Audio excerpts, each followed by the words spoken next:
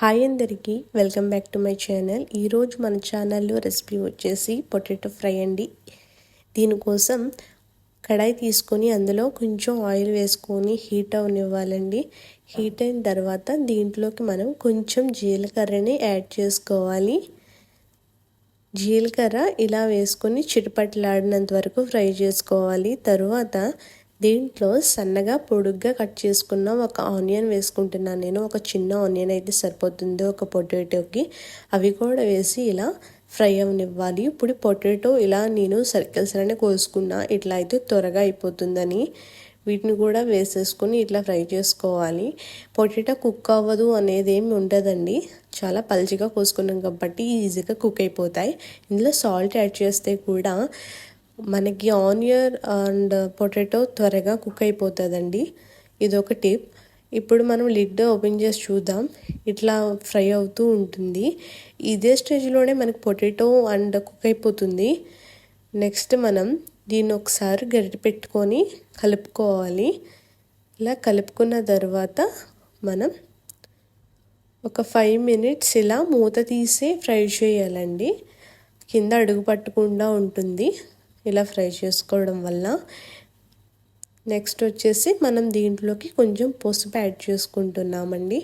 పసుపు యాడ్ చేసుకున్న తర్వాత ఇందులో ఫ్రెష్గా దంచిన అల్లం వెల్లుల్లి పేస్ట్ కూడా నేను యాడ్ చేస్తున్నాను. ఇవన్నీ యాడ్ చేసుకొని ఒకసారి మంచిగా కలిపేసుకోండి.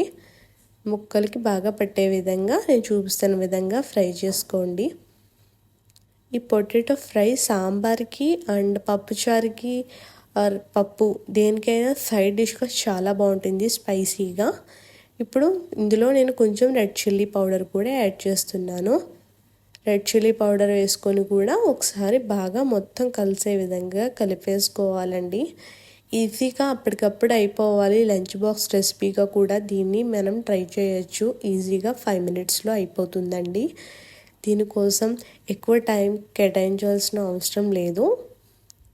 ఇలా మనం దీన్ని కలుపుతూ ఉండాలండి, లేకపోతే కింద అడుగు పట్టేస్తుంది. ఇలా కలుపుకొని ఇప్పుడు లిడ్ పెట్టుకొని కాసేపు అట్లా కుక్ అవనిద్దాం. ఇప్పుడు మూత తీసి చూస్తే ఈ విధంగా ఉంటుందండి. దీన్ని ఒకసారి గరిటె పెట్టి బాగా కలపాలి. అడుగు పడుతుందండి. ఇలా అడుగు పెట్టిన దాన్నంతా కూడా తీసేసి ఇందులో ఫైనల్గా మనం కొంచెం కరివేపాకు యాడ్ చేస్తున్నాం. ఈ స్టేజ్లో వేసుకుంటే మంచి ఫ్లేవర్ వస్తుంది. అలాగే నేను గ్రీన్ చిల్లీ సన్నగా కట్ చేసి వేస్తున్నా. ఇలా వేస్తేనే పచ్చి పచ్చిగా మంచి టేస్టీగా క్రంచీగా ఉంటాయండి. నెక్స్ట్ ఇందులోకి కసూరి మేతి కూడా ఇలా వేసుకోవాలి. కొంచెం ఇలా వేసుకోవడం వల్ల మనకి టేస్ట్ అనేది మంచిగా ఎన్హాన్స్ అవుతూ ఉంటుంది. ఇప్పుడు ఇవన్నీ వేసుకొని మంచిగా ఒకసారి బాగా కలిపేసుకోవాలి. అంతే అండి, ఎంతో టేస్టీ అయిన పొటాటో ఫ్రై 5 minutesలో రెడీ అయిపోతుంది. ఈ విధంగా మీరు ఒకసారి ట్రై చేయండి. ఏదైనా సైడ్ డిష్గా మంచిగా టేస్ట్గా ఉంటుంది. ఓకేనా అండి? ఈ వీడియో మీకు నచ్చితే కనుక లైక్ చేసి కామెంట్ చేసి షేర్ చేయండి. అలాగే నా ఛానల్ని సబ్స్క్రైబ్ చేయండి.